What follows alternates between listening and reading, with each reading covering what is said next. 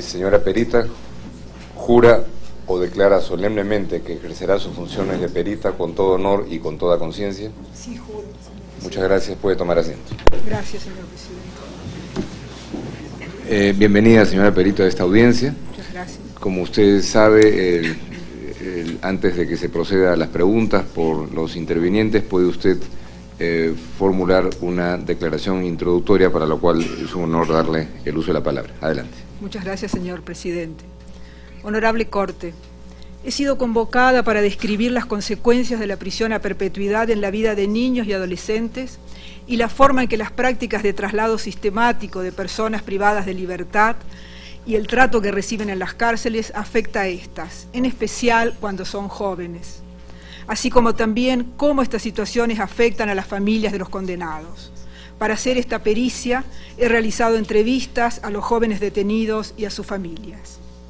La Honorable Corte tiene ya conocimiento de la situación de los detenidos en las cárceles federales y en la cárcel de Mendoza. Los informes de organismos oficiales y de organizaciones no gubernamentales describen minuciosamente el hacinamiento, la tortura, las vejaciones que en ellas suceden. También tiene conocimiento sobre la grave situación de los lugares de detención y alojamiento de menores de edad. Como bien saben los jueces de la Honorable Corte, los humanos somos seres situados en el mundo y por ello nuestros actos deben juzgarse también en contextos históricos concretos. Por ello, y en relación al objeto de este peritaje, quiero hacer una breve referencia al contexto social y las circunstancias en las que estos adolescentes, como tantos otros, fueron condenados a prisión perpetua por los crímenes cometidos. ¿Quiénes eran los jóvenes cuyos casos llegaron a esta corte? Eran chicos de 16, 17 años que han iniciado su adolescencia en la década del 90 en Argentina. Década de despidos masivos, de pérdida del lugar de trabajo como eje ordenador de la vida barrial y familiar, de desmantelamiento del armazón de contención del Estado. Este contexto, que podemos llamar de instalación de la precariedad, impide, en particular a los sectores pobres, organizar un tipo de vida estable que habilite la formación de una identidad laboral, la construcción de un oficio y un proyecto de vida. Las historias de David, de Claudio, de Lucas, de César y de Saúl así lo muestran. Todos realizaron desde adolescentes trabajos de poca calificación, insuficientes para aprender oficios, establecer lazos duraderos y formas de sociabilidad comunes. En todos los casos, sus padres no tenían trabajo estable y sus madres, trabajos precarios y extenuantes. Perdón, objeción. Lo que está diciendo la perito excede claramente el objeto de esa pericia. No escuché. ¿Podría explicar? La pericia no se refiere a la situación de los chicos, se refiere precisamente el impacto de la prisión a perpetuidad en la vida de los niños y adolescentes en general. Esto incluye... en la vida de los niños se está refiriendo a las personas que han llegado ante esta corte, honorable señor presidente. A ver, si pudiéramos en su declaración pericial, señora perita, hacer la referencia específica a las supuestas víctimas en el caso, no sería en efecto el sentido de este peritaje, de manera que creo que podríamos ir a referencias más generales y con eso satisfacer la inquietud planteada. Bueno, de cualquier manera reafirmo que los seres humanos somos seres situados en un contexto y lo que nos sucede tiene mucho que ver con ese contexto y a ello muy brevemente me quería referir, pero si lo entienden que esto no es así, voy a referirme exactamente entonces a la situación de estos adolescentes. Lo que sí quería marcar que es en un contexto particular en que las condenas impuestas a los adolescentes luego de procesos judiciales en los que ellos y sus familias poco o nada han podido participar y hacer oír sus voces, en este contexto, digo, se les impone entonces sí un proyecto de vida, pero de una vida que supone el fin, la oclusión de toda autonomía y vida social digna.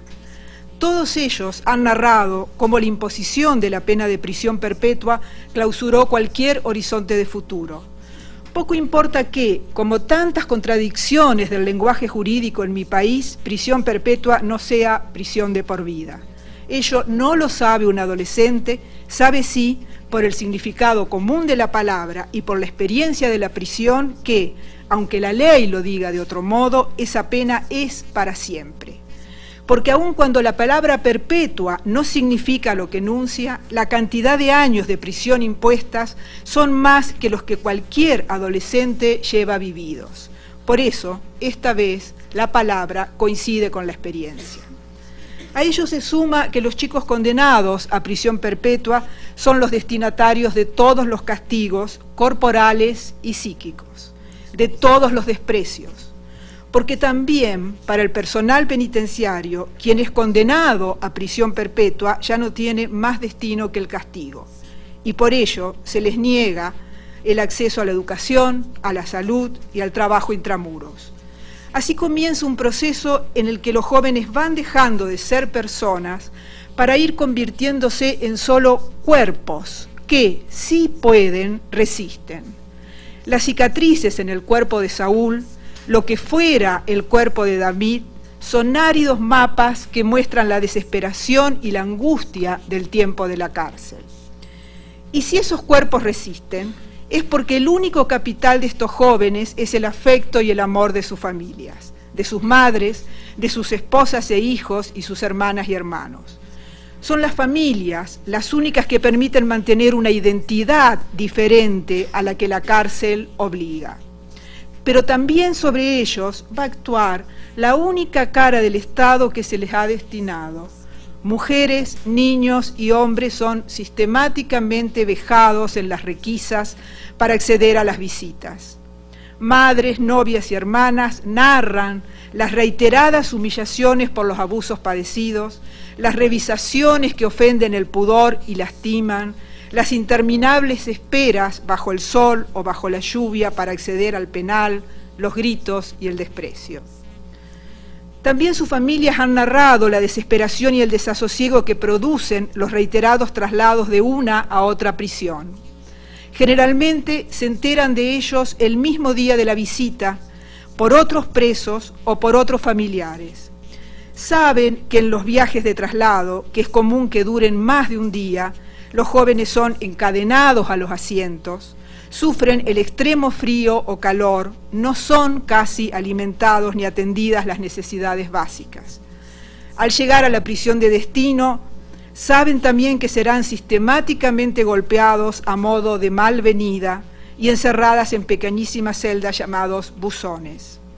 Pasado ese tiempo en el que se pierde la noción del tiempo y el espacio, deberán rearmar las precarias redes de sociabilidad y empezar todo desde cero y sin nada. Para las familias, además de la angustia de conocer lo que sucede en los traslados, la erogación económica que supone trasladarse a otra provincia se convierte en una nueva pena injusta que deben afrontar. Lo más grave, señores jueces, es que estas formas escandalosas de castigo que va convirtiendo a seres humanos en cosas, va al mismo tiempo, paradójicamente, alimentando el mercado de la inseguridad. Porque, sensatamente, ¿qué puede hacer un adolescente en estas circunstancias? Puede dejarse morir, enloquecer, enajenarse, lo que ocurre con frecuencia y podemos volver sobre los testimonios en las preguntas, o puede sino asumir esa identidad que es la que los tribunales y la penitenciaría van creando a través del castigo sistemático, ser la cárcel, ser un delincuente. Así lo expresó Lucas, soy la cárcel. Mantenerse vivo a costa de asumir todo lo que se les impone, los golpes, una forma de caminar, de vestirse, de obedecer, de aceptar la arbitrariedad, la sumisión.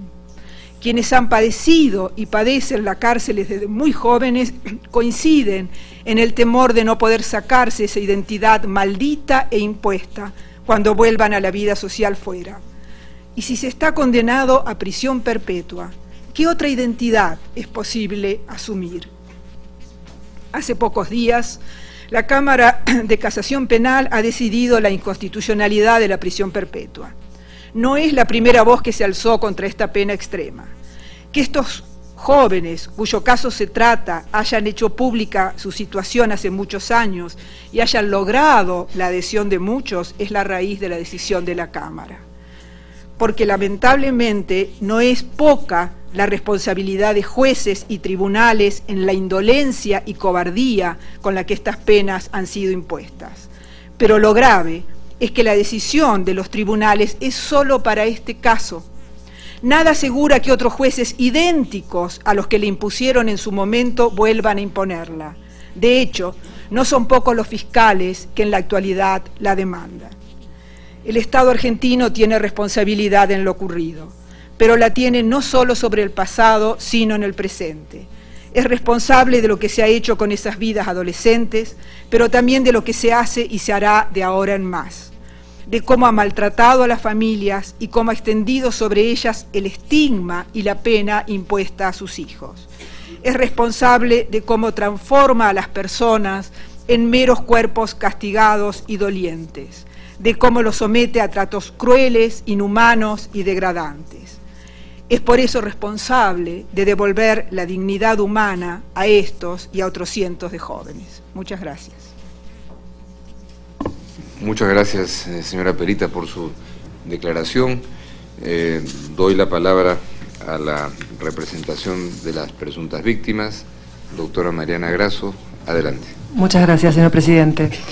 Si bien he hecho un relato más general, quisiera pedirle si por favor pudiera explicar un poco más en profundidad cómo afecta la pena perpetua el desarrollo de la personalidad y de la identidad de los adolescentes.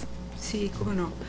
Bien, todos sabemos que la adolescencia es un periodo particular de la vida humana, es un periodo en el que no solo se tiene la capacidad de pensar el mundo como es, sino también de imaginar cómo podría ser el mundo. Conceptos abstractos como ley, justicia, libertad, son adquisiciones que se van dando con el tiempo, no vienen de suyo dado en los humanos. Y es en la adolescencia cuando estos conceptos comienzan a ser adquiridos.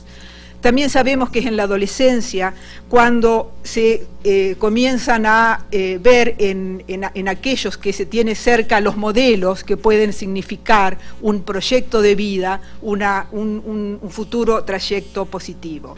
¿Qué sucede con un adolescente que es condenado a prisión perpetua? ¿Quiénes son los que le enuncian y le dicen quién es él? ¿Quiénes son? Es el servicio penitenciario, la cárcel, son los tribunales de los que nada entienden, o son las otras personas con los que se los condena a convivir, que en general son delincuentes adultos. Esas son las voces más oídas, esos son los que le van creando todos los días una identidad. Solo sus familias les recuerdan quiénes son y que son valiosos para alguien.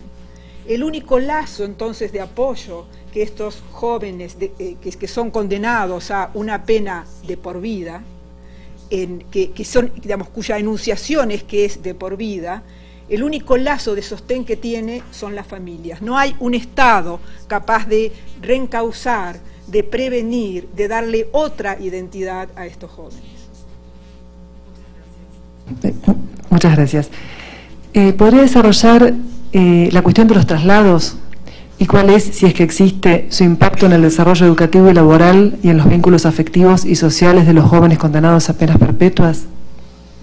Sí, cómo no.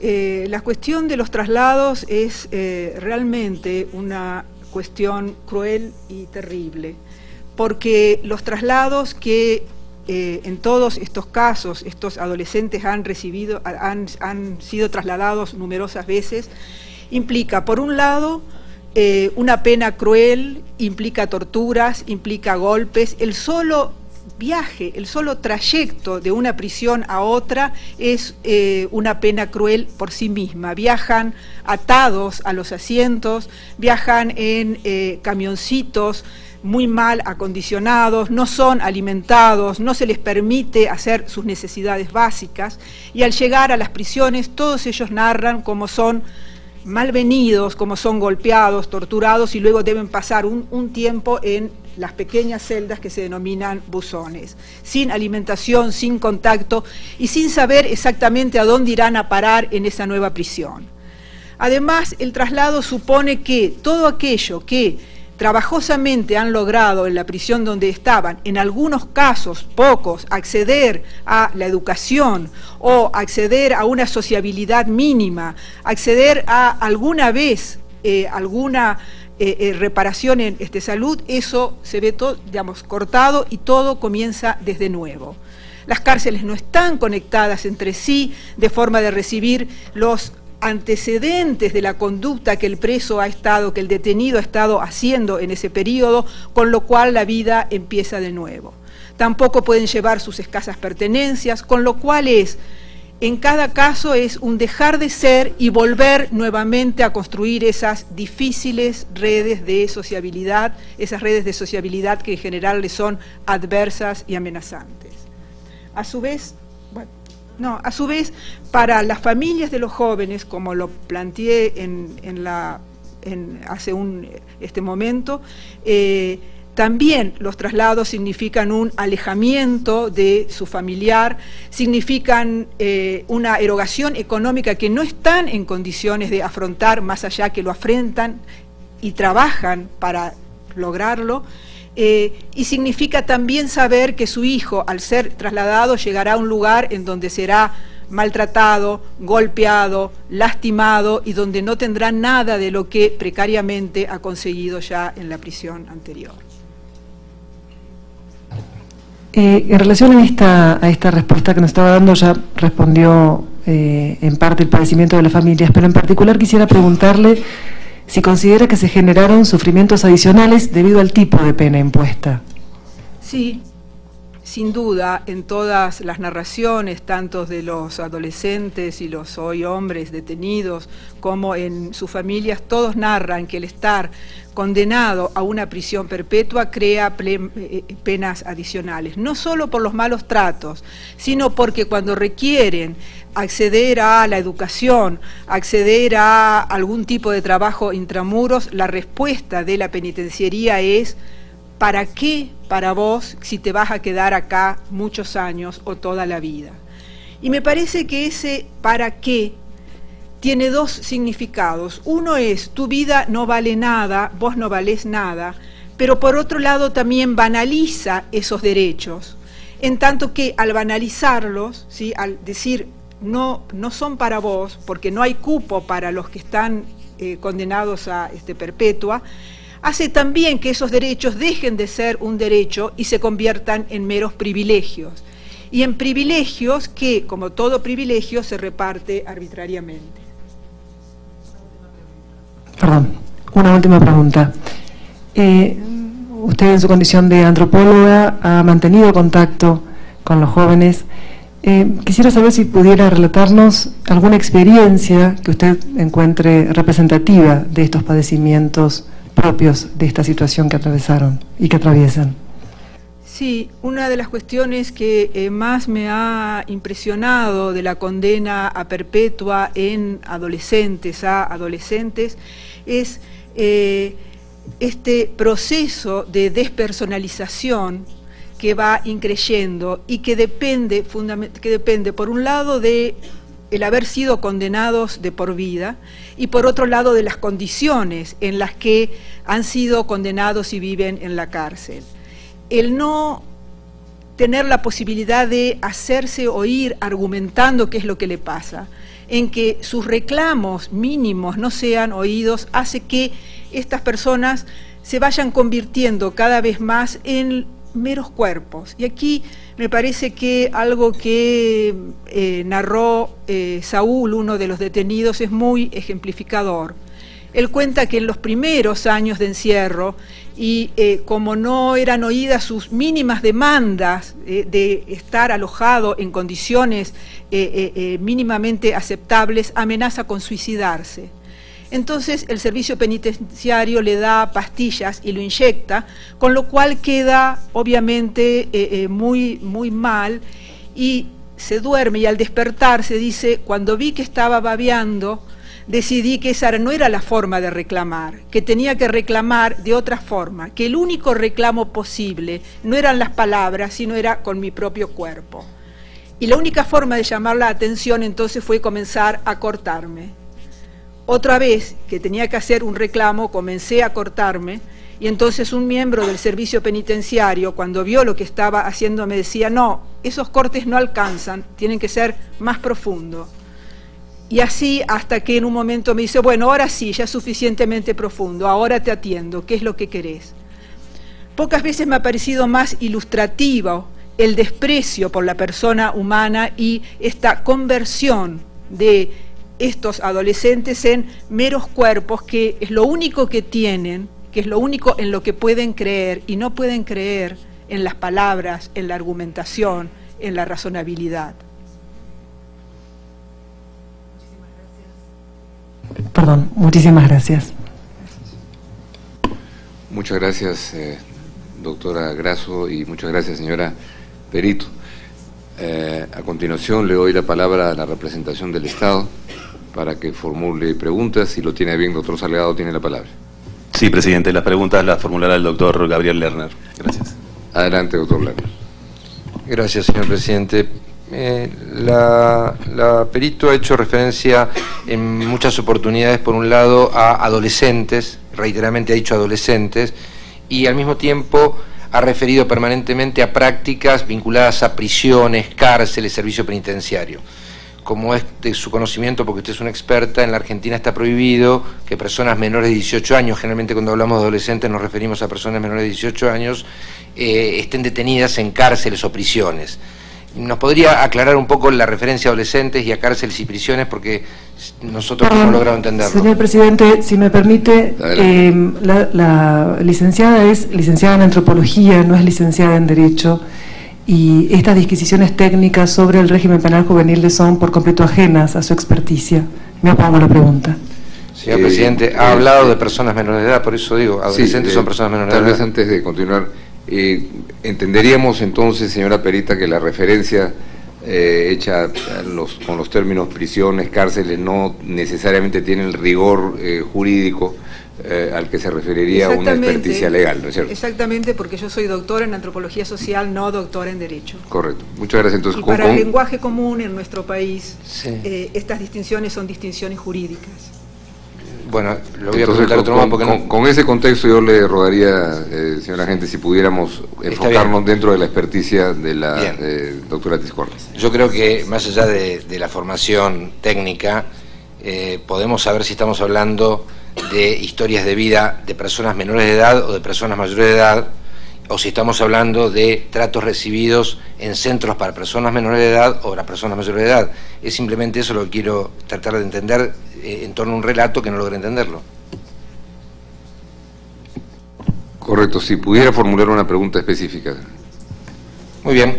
Si las referencias que se han hecho a los tratos crueles, a los traslados con golpizas, a los buzones, se han referido a traslados o actividades realizadas por cárceles, prisiones o servicio penitenciario, o por dispositivos para menores de edad.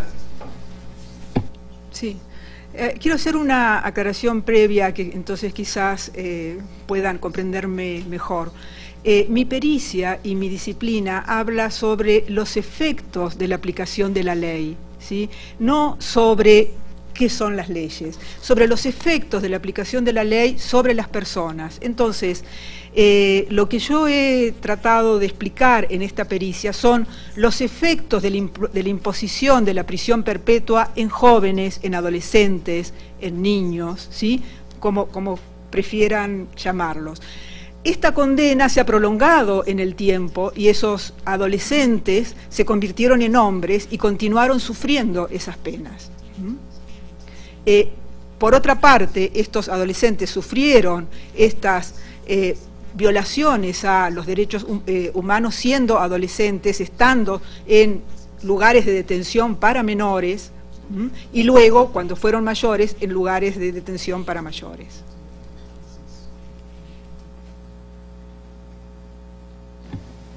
Sí, señora Perito. Para realizar esta pericia, ¿usted visitó centros para menores? Y en su caso, ¿podría decir cuáles? Para realizar esta pericia yo visité a los detenidos, digamos a las personas cuyos casos han llegado a esta corte, las visité en las prisiones en donde están detenidos y he visitado a sus familias. Eso ha sido el trabajo de campo concreto que he hecho para esta pericia. Lo que no obsta que hay una inmensa literatura sociológica, antropológica y jurídica sobre las condiciones de detención de los menores en Argentina. Sí, más allá de la literatura, señora Perito, ¿en qué tiempo se realizaron su trabajo de campo, simplemente para conocer qué edad tenían las personas cuando usted las entrevistó? Lo he realizado recientemente cuando fue designada, digamos, un tiempo cuando fui ofrecida como perito. Muy bien, muchas gracias, señor presidente. Muchas gracias, doctor Lerner, y otra vez suyo a la representación del Estado. Pregunto a los señores juezas y juezas si van a formular alguna pregunta. Juez Villagrossi, muchas gracias. Juez Pérez Pérez, jueza Abreu Blondé, jueza Macole.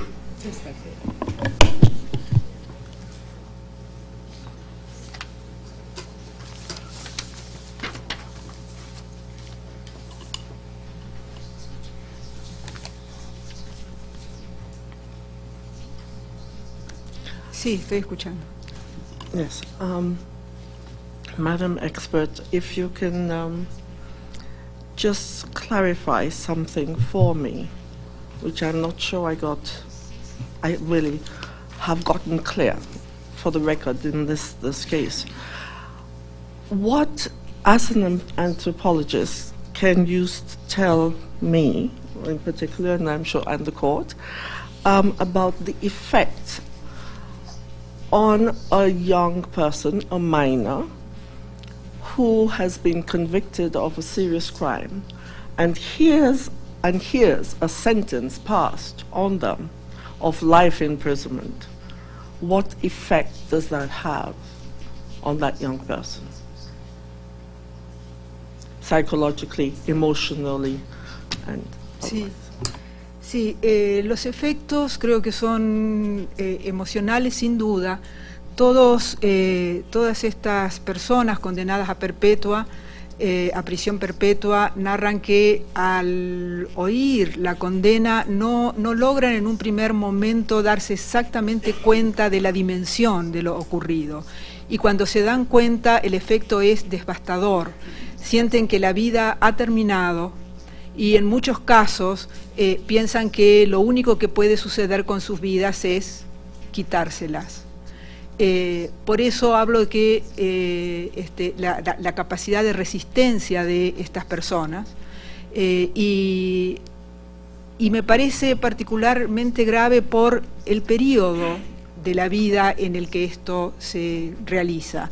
No son seres humanos adultos que pueden asumir absolutamente la responsabilidad de sus actos, sino que son adolescentes que están todavía en un momento de formación, que no están desarrollados como tales, que en ese momento del desarrollo la ley, el Estado les diga hasta acá se ha llegado, es un efecto realmente devastador.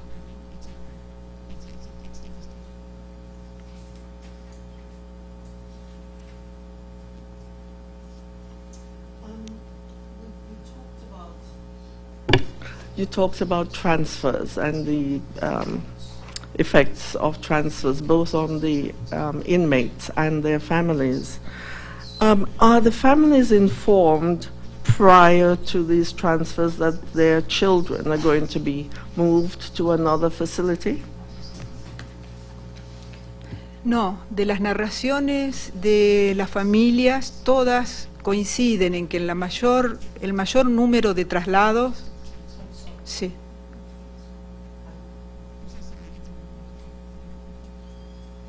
Sí. No, hay coincidencia en las narraciones de las familias que en el mayor número de los traslados, por no decir todos, ellos se enteran de estos traslados cuando van a las visitas o se enteran porque otros detenidos les informan telefónicamente. Y en todos los casos se enteran tardíamente. En muchos casos ni siquiera saben a qué cárcel han sido llevados y entonces comienza ahí un proceso de búsqueda para saber en dónde está su hijo, a dónde lo han llevado, cuándo podrán comunicarse con él. y esto sin duda tiene un efecto terrible para estas familias, que además son familias muy pobres y carentes.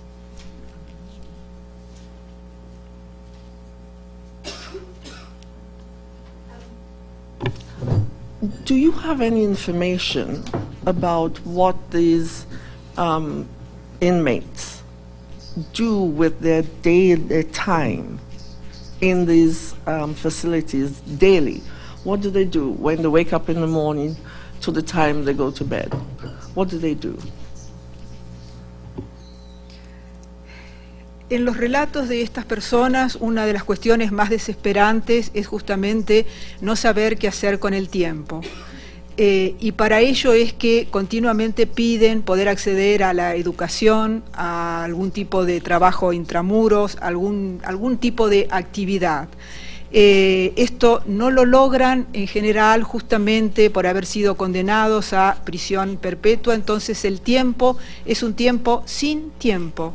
Es un tiempo de mero transcurrir, es un tiempo en donde lo que se aprende es a establecer algunos lazos de sociabilidad que sean lo menos agresivos posibles, a obedecer las órdenes continuas de los penitenciarios por más arbitrarias que sean y a no hacer nada, con todas las consecuencias que esto tiene, y que son consecuencias paradójicas, porque justamente al no darles una actividad, porque están condenados a perpetua, también se banaliza la importancia de las actividades o la importancia del trabajo o la educación.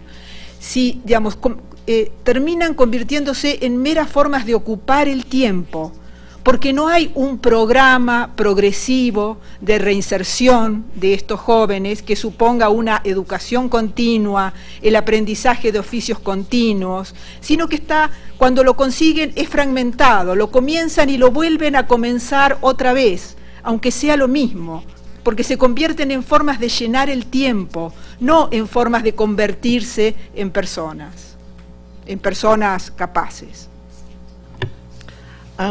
We have a saying in English, I'm sure you probably have it in Spanish as well, that the devil finds work for idle hands. Is that true, anthropologically speaking? So would they get into trouble because they're idle? Perdón, ¿puede repetir el dicho que no me quedó claro? The devil, el diablo, sí. Sí. finds work for idle hands. Sí. Is that true anthropologically? Sí, es verdad.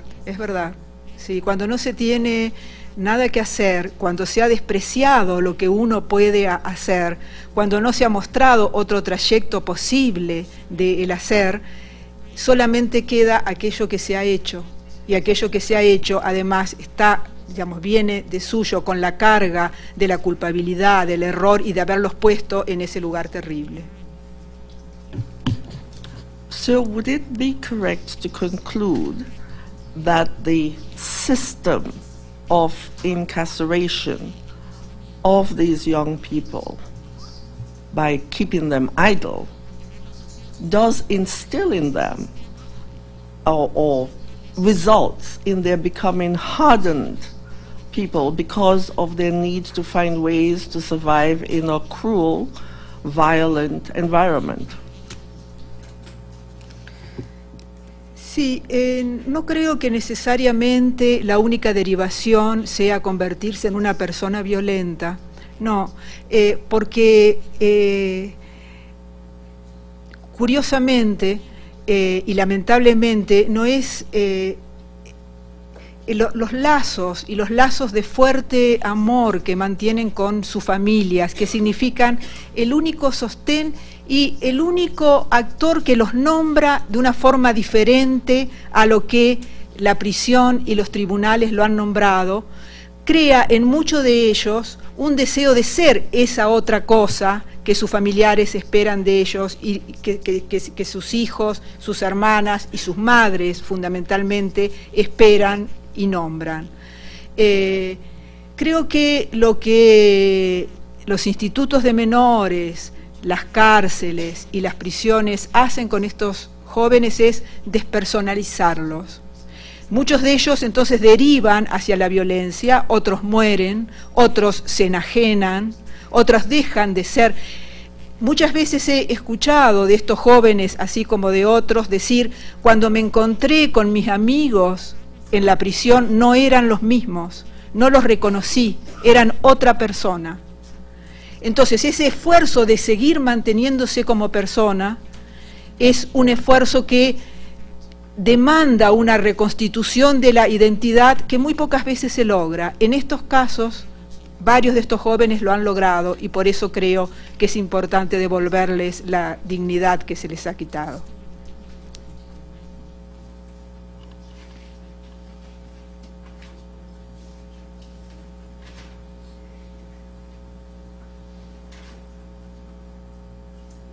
I think that's it. Thank you very much. Gracias. Gracias, jueza Macaulay. Juez Ventura Robles. Sí, señor presidente. Doctora Tiscornia, me impresionó enormemente escuchar los peritazgos de esta mañana, cómo estas personas que ingresan por una condena a prisión perpetua se convierten en objetos, se convierten en cosas. Eso me impresionó hondamente y me llevó a pensar, y quisiera ver si usted me puede corroborar esto, de acuerdo con sus experiencias de entrevistar a estos jóvenes en las cárceles, a pensar que este tipo de condena es un reconocimiento a un fracaso de la sociedad muy explícito de devolver a estas personas a la vida social, de resocializarlos. Es decirles a través de la condena, usted no puede volver nunca más a ser parte de la sociedad. Y creo que eso explica la reacción que usted nos dio de estos jóvenes cuando sienten que, lo que significa la condena que han recibido. ¿Es esto, lo ve usted de esta manera también, el reconocer el fracaso de la sociedad para reincorporar y regenerar a estas personas? Sí, exactamente. Acuerdo con lo que usted plantea, y además esto también aparece reflejado en lo que narran las madres de estos jóvenes, que todas ellas dicen: cuando se llevaron detenido a mi hijo y no justifico lo que hicieron, pensé que iban a ser reeducados, que me iban a devolver una persona, y la persona que tengo hoy enfrente mío no sé quién es.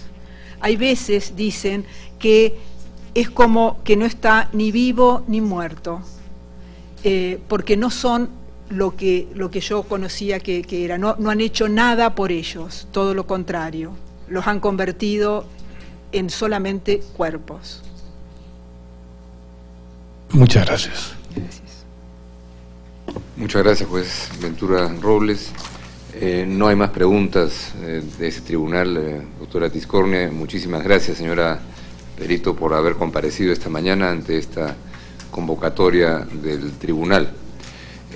Con lo cual ha concluido la fase de recepción de pericias y de declaraciones testimoniales, y la sesión se suspende hasta la tarde a las 15 horas, en que reanudaremos con los alegatos orales y las observaciones orales por la Comisión Interamericana. Se suspende la sesión. Muchas gracias, señor presidente. La Corte se retira de pie, por favor.